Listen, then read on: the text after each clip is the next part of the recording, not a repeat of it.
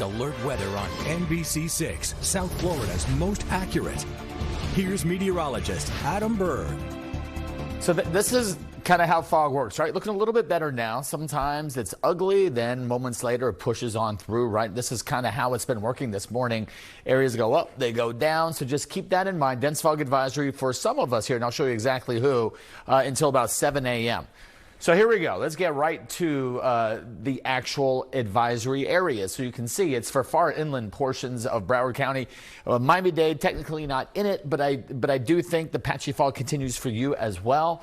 Where the gray is where we're expecting the worst of the dense fog, quarter-mile visibility or less. If you're traveling across Alligator Alley, it's been pretty rough on the west coast of Florida, so keep that in mind here. But most areas here should be under advisory level. Current visibility, look at this. And as soon as you say it, boom, look at what happens, right? This is just how fog works.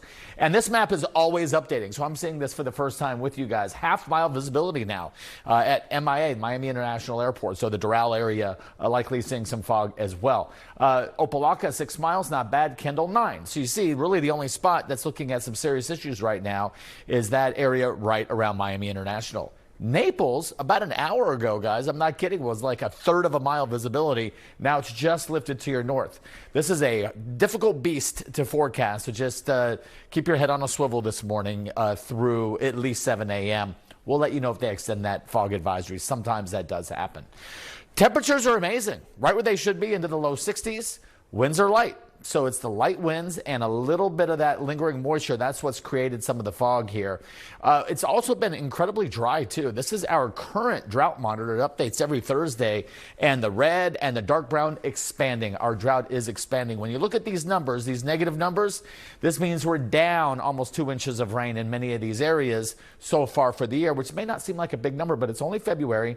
And this is our dry season. So when you're down this much during a time of the year where you typically don't see much rain, that means we've seen almost no rain this year. Last time we saw rain, February 5th, Fort Lauderdale, Miami, and Key West. But this almost doesn't even count, right? Not even a tenth of an inch of rain. This is the issue, right? Here we are, middle of the month now. We've only seen a little bit of rain one time.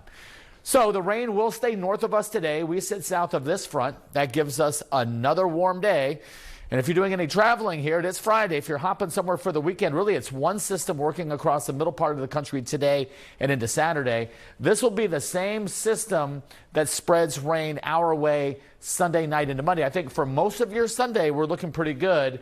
It's going to be Monday where we have a chance of seeing some of that rain early, and then I think it actually kicks out by the afternoon, and then the West Coast will be dealing with another storm system if you're traveling there Monday. So let's kind of take you through our moisture tracker graphic here. You notice between now and Sunday, we're kind of in that orange to yellow.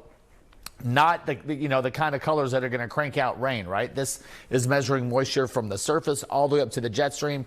You get into this yellow and green kind of coloring here, you get a better chance for rain. Pretty quickly on Monday, though, that front will move on through. It's not a cold front, that's for sure. It's mostly just a rainmaker. Beautiful weather until Sunday. There's your rain chance Monday. Behind that system, we're actually going to be pretty warm in the 80s with sun.